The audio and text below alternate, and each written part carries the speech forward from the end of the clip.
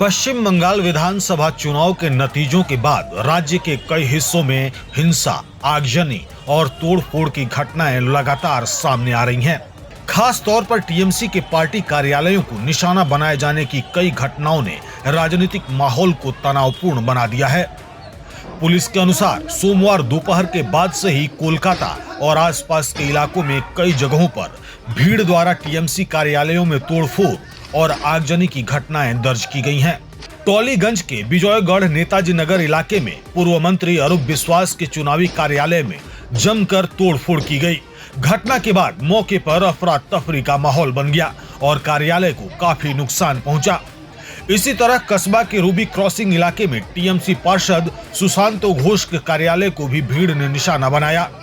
वहां मौजूद लोगों के अनुसार हमलावरों के हाथों में झंडे थे और उन्होंने कार्यालय में तोड़फोड़ की। उसके बाद वहां से निकल गए।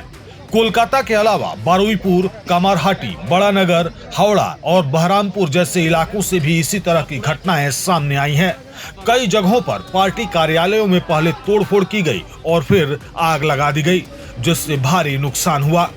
सिलीगुड़ी में भी टीएमसी कार्यालय में आगजनी का दावा किया गया है। हालांकि इस घटना की पुष्टि नहीं हो सकी है, लेकिन सोशल मीडिया पर इसके वीडियो तेजी से वायरल हो रहे हैं। इन घटनाओं को लेकर टीएमसी ने बीजेपी पर गंभीर आरोप लगाए हैं। पार्टी का कहना है कि सत्ता में आते ही बीजेपी कार्यकर्ताओं ने हिंसा का रास्ता अपनाया है और विपक्ष को दबाने की कोशिश की जा रही है। टीएमसी ने सोशल मीडिया के जरिए कई तस्वीरें और वीडियो साझा करते हुए इन घटनाओं की कड़ी निंदा की है। वहीं बीजेपी की ओर से इन आरोपों को सिरे से खारिज किया गया है। बीजेपी नेता राहुल सिन्हा ने कहा कि पार्टी का इस हिंसा से कोई लेना देना नहीं है। उन्होंने दावा किया कि यह टीएमसी के अंदरूनी गुटों के बीच की लड़ाई हो सकती है, जहां हार के बाद कार्यकर्ता खुद ही आक्रोश में इस तरह की घटनाओं को अंजाम दे रहे हैं। इलेक्शन कमीशन ने इन घटनाओं को गंभीरता से लिया है और साफ कहा है कि दोषियों के खिलाफ सख्त कार्रवाई की जाएगी। आयोग ने स्थानीय पुलिस से विस्तृत रिपोर्ट तलब की है और स्थिति पर लगातार नजर बनाए हुए है। राज्य प्रशासन ने भी संवेदनशील इलाकों में अतिरिक्त पुलिस बल और केंद्रीय सुरक्षा बलों की तैनाती कर दी है। कई जगहों पर रूट मार्च किया जा रहा है ताकि किसी भी नई हिंसा को रोका जा सके। फिलहाल पश्चिम बंगाल के कई हिस्सों में स्थिति तनावपूर्ण बनी हुई है, लेकिन प्रशासन लगातार हालात को काबू में रखने की कोशिश कर रहा है।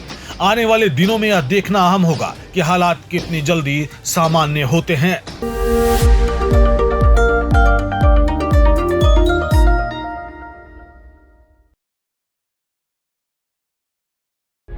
प्रभातखबर.com, विश्वास वही, रफ्तार नहीं।